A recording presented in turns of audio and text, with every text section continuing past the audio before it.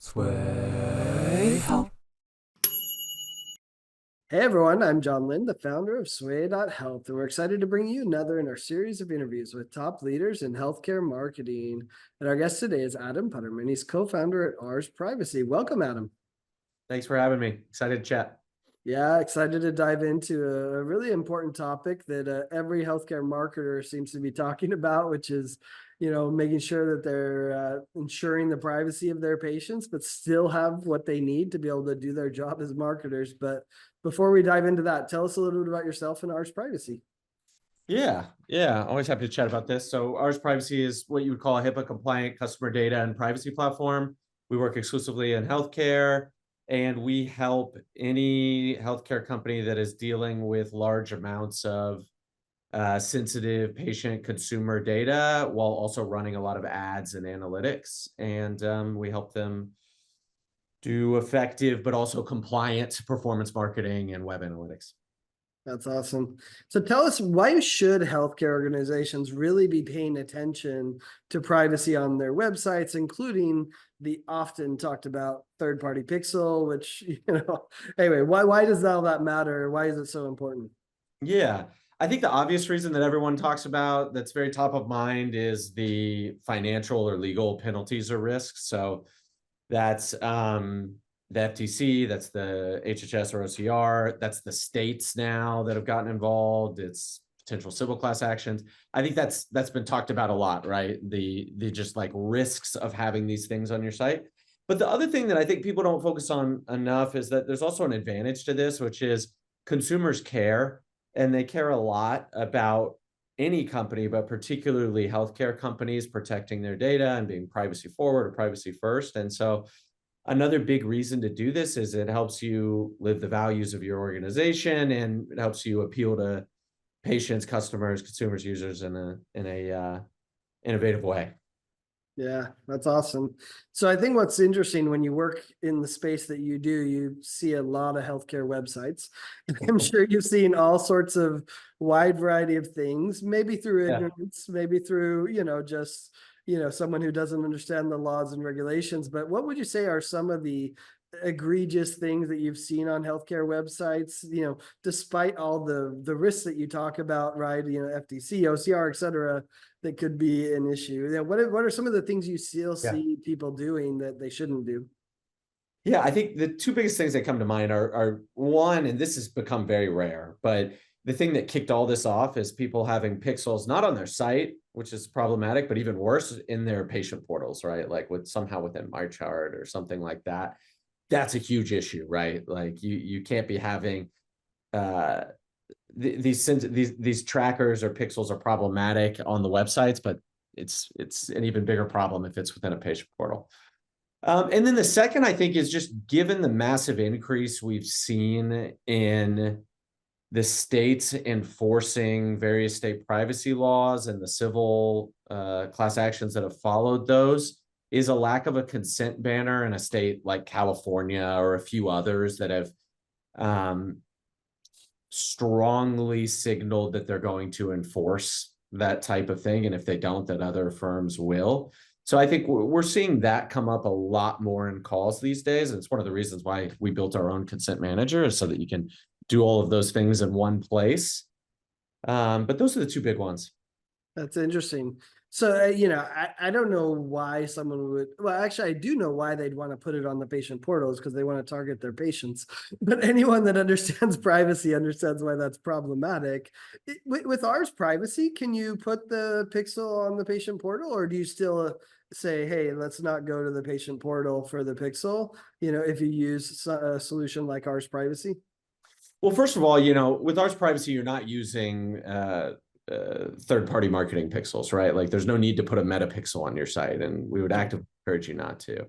And I think second is it's always going to be a client by client decision. We have some, and I would say quite a few clients who are at a place in the maturity of their marketing org where they're focused on other things, right? They're focused on getting systems in place. They're focused on getting core advertising campaigns there, that this isn't even a discussion.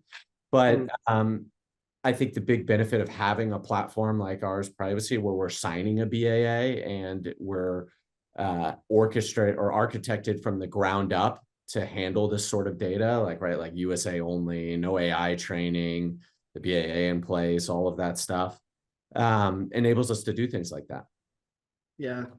You know, I think the big reaction from marketers when all of this kind of went down and be like, wait, you shouldn't put a pixel on the patient website, right? Is that marketers wanted to still leverage their website to customize campaigns to patients, to be able to track data on their website about patients so they could, do effective healthcare marketing to their patients. Like, can a healthcare marketer still do that today? And talk about what's required to be able to do it the right way, right? To ensure the privacy, but still be able to, reach the right patients who need their services. Yeah. I think step one is making sure that anyone that's collecting sensitive data for your company has a BAA in place, right? And that they've been properly vetted, put through InfoSec review and all of those things. And a lot of people are still in the process of completing step one, right? And then I think step two is the consent side of things. There's nothing inherently wrong with tracking people on your website. The problem is if you haven't gotten consent to track them, or if you've attempted to get consent but then aren't respecting those preferences. But if you need to track data in order to run the business and you've gotten consent from the patient or the user to track, and then that data is not being shared with platforms that you don't have a BAA with, there's nothing inherently wrong with that. Yeah. It's amazing how with HIPAA consent changes everything in such a big way. As you look at it, like with your customer data platform, can organizations still integrate with their favorite third-party tools? Like, how do you kind of find that balance? Because obviously we're used to certain tools. We like certain tools. We know the interface. Like, how does your customer data platform or your solution at Ours Privacy kind of work together with these third-party tools that everyone's familiar with? Yeah, it's a great question. I think this is one of the biggest reasons people choose to work with a platform like ours is that you don't have to relearn an entirely new system. Like we've built this so that you can leverage all your favorite tools in a compliant and safe way. So you can still use GA4, you can still use Meta. We're just acting as sort of a privacy layer before those, before in between those tools, but you're still doing all the things you would do in those tools. We're not trying to get you to learn an entirely new interface. Yeah. Although with GA4, they already kind of forced us to do that, and it sucks. But anyway, that's a topic. You're being a universal analytics fan over here. Yeah. I don't know how analytics could screw, their previous one was great. The new one sucks. I don't know how they could ruin a product so quickly. But anyway, like I said, topic for Yeah. maybe you need to build a new one. Anyway, you just raised a round of funding. Talk to us about how are you planning to use that money? What's next for the Ours Privacy business? Yeah, it's a great question. I think first and foremost, we view ourselves as providers of critical infrastructure, and it was important to us that we had a large war chest, for lack of a better term, because we're infrastructure. We're not like a sexy consumer product that comes and goes, right? Like You're not AI? Oh. You may end up using that it. would have been a very different fundraise. That's true. You would see Ours Privacy raises $1 billion. But anyways, that's one. Two is just expanding the team a bit. We've invested heavily into customer support and product, and this allows us to start doing some marketing that we historically have not really done, which is always exciting.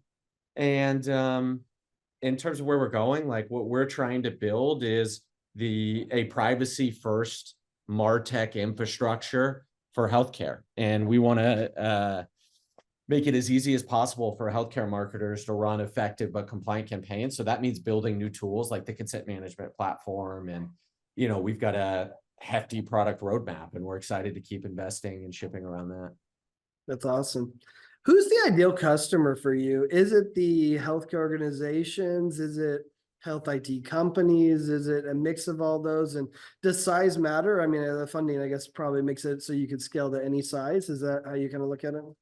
I think what's been very interesting about this business compared to, most software vendors or firms that I've seen in the past is that we have an incredibly wide variety of customers because the problem is so similar across these customers. And that's rare that you find that sort of similarity. So we work with small startups, we work with 2-3 location practices on the one end, and then on the other end we work with multi-billion-dollar public companies.